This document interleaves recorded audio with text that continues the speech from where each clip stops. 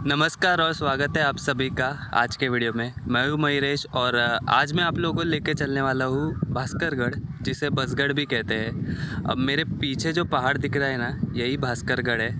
And आज के video में हम लोग यही जानने वाले हैं कि यहाँ तक आना कैसे है, क्या इसका पास्ट था, क्या इसकी कहानी है, इतिहास क्या है, क्यों इसकी इतनी अहमियत थी, एंड आजू बाजू कौन सी चीज़ें हैं, ऊपर फोर्ट पे कौन सी चीज़ें देखने लायक है।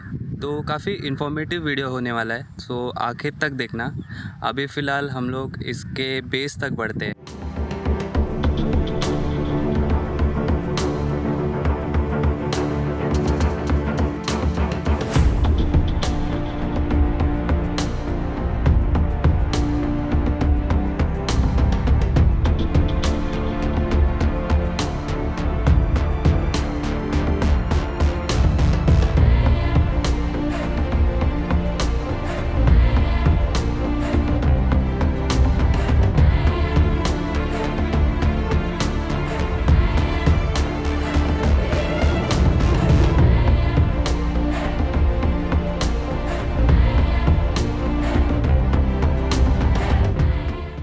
भास्करगढ़ स्थित है महाराष्ट्र के नासिक डिस्ट्रिक्ट में।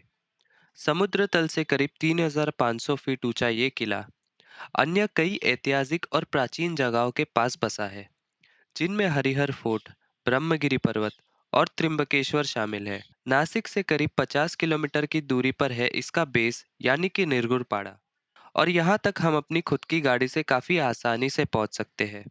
या नज़दीकी रेलवे स्टेशन नासिक तक आकर हम त्रिंबकेश्वर तक आ सकते हैं और आगे का सफ़र एक प्राइवेट गाड़ी से तय कर सकते हैं। तो जैसा मैंने कहा कि भास्करगढ़ का जो बेस है, बेस गाँव, उसका नाम है निर्गुड़पाड़ा। पर निर्गुड़पाड़ा के सामने से ही रूट चालू नहीं होता, वहाँ से आपको और 2 किलोमीटर अंदर आना होता है और फिर यहाँ से सामने हमारा जो ट्रैक का एक्चुअल स्टार्ट है वो है। अगर आप लोग को लैंडमार्क चाहिए तो यहाँ पे भास्करगढ़ का बोर्ड लगा है, सामने ही शॉप है। आपको अपनी खुद की गाड़ी लेके आ रहे हो तो पार्किंग कर सकते हो। पार्किंग के आपसे 30 रुपये लिए जाएंगे जब आप लोग रिटर्न जा रहे होंगे तब। और अभी फ़िलहाल ऊपर जाते हैं क्योंकि ऑलरेडी 9:30 बज चुके हैं। एंड वैसे आज का मौसम जो है वो ट्रैक करने लायक काफ़ी अच्छा है, सो इतनी ज़्यादा गर्मी नहीं होने वाली, आई होप। अब अगर ट्रैक के ड्यूरेशन की बात करूँ कि ऊपर जाने के लिए कितना टाइम लगने वाला है, सो मोस्टली 2 घंटे लग सकते हैं। और पूरा जो टॉप है वहाँ पर घूमने के लिए आधा घंटा और, सो 2 से 3 घंटे में आपका आराम से हो सकता है। तो इनिशियल जो हमारा रूट है वो कुछ ऐसा है, और जगह जगह पर आपको ऐसी मार्किंग्स भी मिल जाएगी ताकि रास्ता ढूंढने में थोड़ी आसानी हो जाए। एंड ट्रेल काफ़ी विजिबल है, आप लोग आराम से देख देख के जा सकते हो। तो ये एक बिगिनर लेवल ट्रैक बिल्कुल भी नहीं है, मीडियम लेवल बोल सकते हैं, क्योंकि स्टार्टिंग से ही ना हम लोग काफ़ी स्टीप चढ़ाई चढ़ना स्टार्ट कर देते हैं। एंड पूरे घने जंगल में से ऐसा पूरा पैच जाता है। उसी के साथ साथ जैसे आप लोग आधे से ज़्यादा चढ़ ले होते ना, तब जाके और स्टीप पोर्शन चालू होता है, जहाँ पे यहाँ का सबसे जो अट्रैक्टिव पॉइंट है या फिर सबसे थ्रिलिंग जो जगह है, पत्थरों में पूरी तराशी गई जो सीढ़ियाँ है, सो वो स्टार्ट होती है। एक अच्छी चीज़ है यहाँ पर कि ऐसे ओपन पैचेस भी है बीच बीच में, ताकि लोग थोड़ा रेस्ट ले पाए। एक्चुअली मैं थोड़ा शॉक्ड हूँ कि मतलब इतना कम विज़िट किया जाने वाला फोर्ट है, पर यहाँ पर फिर भी इतनी अच्छी तरीके से पूरा जो रूट है वो मार्क करके रखा है। नासिक दुर्ग संवर्धन जो संस्था है यहाँ की, सो उन्होंने ये सब किया है। आपको जगह जगह पर उसके बोर्ड्स भी मिल जाएंगे। तो अभी ये लास्ट पोर्शन है पूरा, और इसके बाद स्टेयर्स चालू होते हैं पूरे जो पत्थर में तराशे गए हैं, और वही पूरे जो सीढ़ियाँ है वो हमें गढ़ के मुख्य दरवाजे तक लेके जाती है। एंड ये एक्चुअली अभी थोड़ा रिस्की, उसी के साथ साथ बहुत ही थ्रिलिंग पैच है। तो ये वाला स्टेयर्स तक जो पोर्शन है जाने वाला, वो भी थोड़ा रिस्की है। इनफैक्ट यहाँ पे थोड़ा ज़्यादा, क्योंकि बारिश के वक्त अगर आ रहे हो सो बहुत सारा फॉग होता है, और उसमें अगर मतलब यहाँ पे वैसे तो इतने ज़्यादा लोग नहीं आते, पर फिर भी अगर एक टाइम पे ज़्यादा लोग आ गए तो ये ऐसे वाले पोर्शंस में थोड़ा सा रिस्की हो जाता है। ओके, सो यहाँ से हमारा सबसे थ्रिलिंग पोर्शन स्टार्ट होता है, सीढ़ियाँ और ये हम लोग को डायरेक्ट लेके जाती है टॉप तक।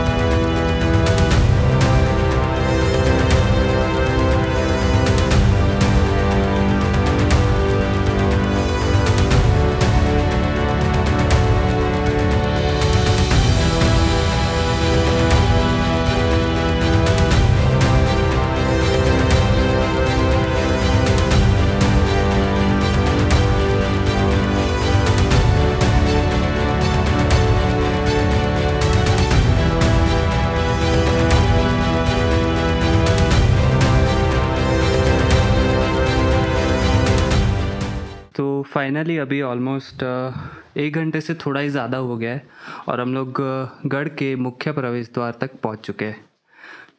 अब क्योंकि भास्करगढ़ एक वॉच टावर था, सो आपको इसका जो मेन एंट्रेंस है ना, इतना ज़्यादा विशाल नहीं दिखेगा, छोटा ही है। और हमेशा जैसे हम लोग देखते आए हैं, हर एक मुख्य प्रवेश द्वार के पास ये पानी जाने के लिए जगह होती है, वैसे ही यहाँ पर भी है। एंड अगर आप लोग ने स्टेयर्स भी देखे ना, सो वो भी पूरे ये जो पूरा दिख रहा है, ये सारा तराशा हुआ है पूरा। आपको पूरे ये मार्क्स दिखते हैं हर जगह पे। सो इतना इजी नहीं है जितना दिख रहा है, बहुत टाइम जाता है, बहुत टाइम गया होगा ये सारे जो फोर्टिफिकेशंस है वो बांधने। इतना ज़्यादा उस समय इतनी ज़्यादा टेक्नोलॉजी भी नहीं थी, फिर भी वो टाइम के जो इंजीनियर्स थे, जो आर्किटेक्ट्स थे, हर एक चीज़ का बारीकी से ध्यान रखते थे।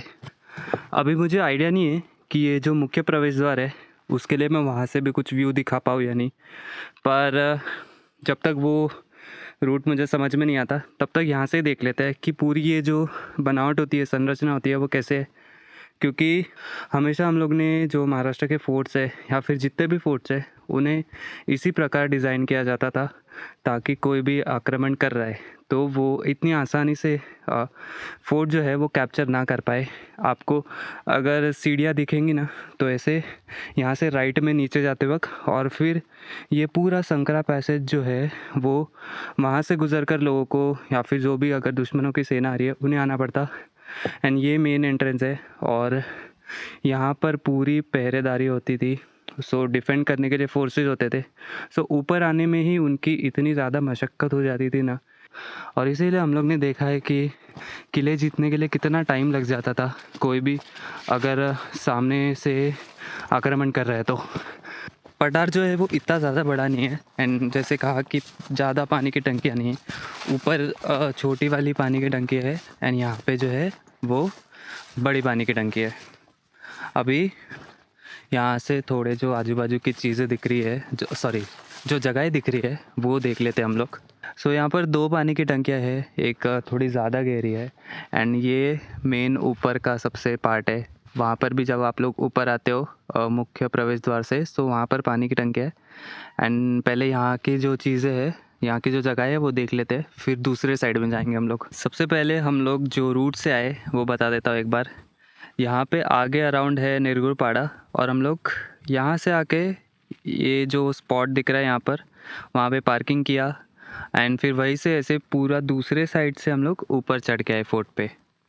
ये सामने जो दिख रहा है वो है अपर वैतरणा डैम, और ये पूरे डैम का जो पानी है वो मुंबई शहर को जाता है। अब ये सामने जो चोटी दिख रही है ना, वो है हरिहर फोर्ट। हरिहर फोर्ट सबको पता है महाराष्ट्र में बहुत ज़्यादा फेमस है, और बारिश में तो यहाँ पर बहुत ज़्यादा भीड़ हो जाती है। स्पेशली उसके जो थ्रिलिंग 90 डिग्री ऑलमोस्ट जो स्टेयर्स है, जैसे हम लोग ने भास्करगढ़ में देखे, उससे और ज़्यादा थ्रिलिंग है वहाँ पर। सो आने वाले टाइम में हम लोग हरिहर फोर्ट भी जाएंगे। एंड यही पूरी त्रिम्बक रेंज है ऐसे। इसके आगे है ब्रह्मगिरी पर्वत और दुर्ग भंडार फोर्ट। ब्रह्मगिरी पर्वत यानी कि गोदावरी नदी का उद्गम स्थान, एंड उसी के आजू बाजू, उसी के पीछे है त्रिम्बकेश्वर, जो 12 ज्योतिर्लिंगों में से एक है। और उसके आगे है अंजनेरी पर्वत, जहाँ पे हनुमान भगवान का जन्म हुआ था। एंड फिर ऐसे ही आगे अगर और जाए ना तो नासिक है। थोड़ा राइट की तरफ अगर देखें ना, सो ये तो वैतरणा डैम है। उसके आगे ये सारी यहाँ पर कलसूबाई वाली रेंज है। ये साइड में एएम की रेंज है। सो वो पूरा वहाँ पे भंडारदरा दिख रहा है। अभी आई नो ये कैमरा में नहीं दिखेगा, पर यहाँ पे एकदम सीधा थोड़ा सा और ध्यान से देखे ना तो कावनाई फोर्ट दिख रहा है, क्योंकि कावनाई फोर्ट के पीछे ही ऊपर वैतरणा डैम है। सो जैसा कि आप लोगों ने देखा कि आसपास के हम लोग कितनी सारी जगहें देख पाते हैं यहाँ पर एकदम अच्छे से। सो उसी के वजह से ये फोर्ट जो है एकदम स्ट्रैटेजिक लोकेशन पे है। इसे as a watch tower use किया जाता था। पास ही में जो गोंडा पास है उस पे नज़र रखने के लिए। गोंडा पास एक बहुत ही प्राचीन ट्रेड रूट पे था, और ये ट्रेड रूट कनेक्ट करता था हमारा जो कोंकण कोस्ट है, पूरा वेस्टर्न कोस्ट, उसे नासिक शहर से और बाकी के जो अन्य शहर है। सो वहाँ पर जो भी ट्रेड होता था, जो बाहर के देशों से माल आता था भारत में, वो इन पासिस के थ्रू जाता था बाकी अन्य शहरों में। अब जो दक्कन के शहर होते थे वहाँ पर, एंड ऐसे पासिस जो है वहाँ पर ऐसे सारे फोर्ट्स बनाए जाते थे ताकि इन ये जो हम जैसे घाट बोलते हैं या फिर पासिस बोलते हैं, चेक पोस्ट बोल सकते हैं, इन पे नज़र रखने के लिए। सो अभी अगर भास्करगढ़ के इतिहास के बारे में बात करूँ तो ये काफ़ी प्राचीन फोर्ट है। इसे किसने बनाया इसके हिस्टोरिकल क्लियर रिकॉर्ड्स हमारे पास नहीं है, पर ये 13वीं शतक के आसपास बना था। और ऐसा माना जाता है कि शुरुआत में ये यादवों के पास में था, जो कि देवगिरी के राजा थे। और जब यादवों का राज ख़त्म हुआ उसके बाद बहामनी सल्तनत के पास से चला गया था, और फिर कुछ टाइम बाद ये निज़ाम शाही के पास था। पर इस किले ने सबसे ज़्यादा जो उतार चढ़ाव देखे है वो 17वें शतक में है। स्टार्टिंग में शाहजी महाराज के पास था ये। शाहजी महाराज ने अपने अंडर ले लिया था ताकि गोंडा पास पे नज़र रख पाए। और उसी समय जैसे हम लोगों को पता है मुग़ल भी अपना साम्राज्य जो है वो बढ़ा रहे थे। तो अराउंड 1633 के पास मुग़लों ने इस किले पर कब्ज़ा कर लिया था। फिर आगे जाकर आता है छत्रपति शिवाजी महाराज का काल, और उनके जो सरदार थे एक मोरोपंत पिंगले, उन्होंने 1670 में भास्करगढ़ स्वराज्य में लेके आए वो। और फिर आगे चलकर ये अराउंड 1690 के आसपास फिर से मुग़लों के पास चला गया था। अभी 18वें शतक में हुआ ये। 18वें शतक के शुरुआत में ही औरंगज़ेब की मृत्यु हो गई, और हम सबको जैसे पता है कि उसके बाद जो है मुग़ल साम्राज्य कहीं ना कहीं अपनी जो पकड़ है हर जगह वो खोने लग गया था। और इसी चीज़ को ध्यान में रखते हुए लोकल जो कोली कम्युनिटी थी उन्होंने ये फोर्ट जो है वो अपने अंडर ले लिया था अराउंड 1730 में। फिर वही टाइम पे मराठा साम्राज्य है जो है पेशवाओं के अंडर और पावरफुल होता जा रहा था, और तब पेशवाओं के अंडर ये किला मराठों के पास आ गया। और फिर जैसे हमें पता है कि आखिर में 1818 में ये बाकी सारे अन्य किलों की तरह ही भास्करगढ़ भी ब्रिटिशर्स के पास चला गया। और फिर उसके बाद जो है यहाँ पे इतना ध्यान नहीं दिया गया। इसकी अहमियत जो थी वो धीरे धीरे कम होती गई, और आज यहाँ पर ज़्यादा लोग विज़िट करने नहीं आते। तो अभी किले के दूसरे साइड में जा रहे हैं। तो ये सामने अभी वाड़े के बचे हुए कुछ अवशेष है जो पुराने वाड़े थे उनके।